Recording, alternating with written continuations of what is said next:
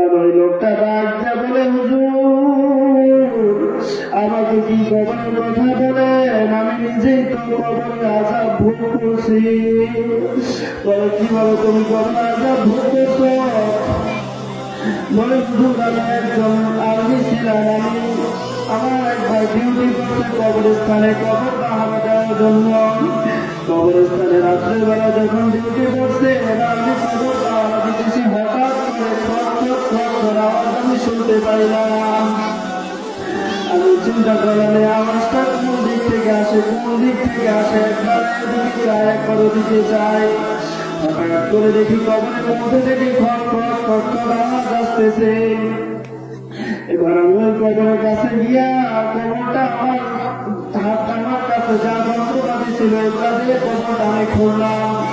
কবরটা কিছুটা খোলার পরে ওই কবরের মধ্যে দেখি একটা লাশ শোয়ানো আছে, আর ওই লাশটার পাশে একটা ছোট ইঁদুরের মতো একটা বিচ্ছু। ওই বিচ্ছুটা কামড় মারার সাথে খট করে শব্দ হয়।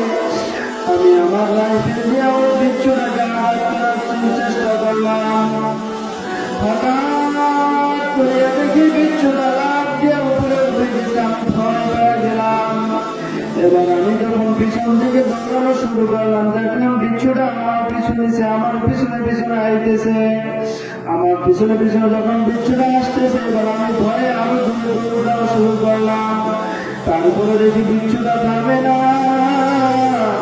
আমার পিছনে যখন বিচ্ছুটা আইতেছে।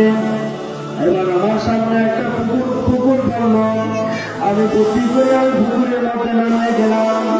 আমি ভাবলাম হয়তো বিচ্ছুটা পুকুরের মধ্যে নামবে না, পানির মধ্যে নামবে না। যখন আমি পুকুরের মধ্যে নামলাম, দেখি ঠিক করে বিচ্ছুটা ওই পুকুরের পানির কিনারে এসে দাঁড়িয়ে গেছে। এবং দাঁড়ানোর পর ওই বিচ্ছুটা তার ঠোঁটটা পুকুরের পানির মধ্যে লাগাই দিছে। হুজুর কি দেখলাম আমি, ওই বিচ্ছুটা 10 সেকেন্ড তার ঠোঁটটা যখন পানির মধ্যে লাগাইল, পানিগুলো গরম হয়ে উচ্চারিত শুরু করলো।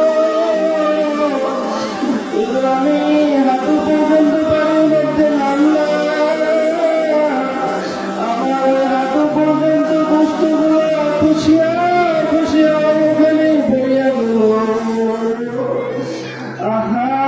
তখন ওই যুবকটা বেন্টিস ঘুরাইয়া তাদেরকে দেখাইলো, দেখেন হুজুর ওই যে আমার বস্তু খুশিয়া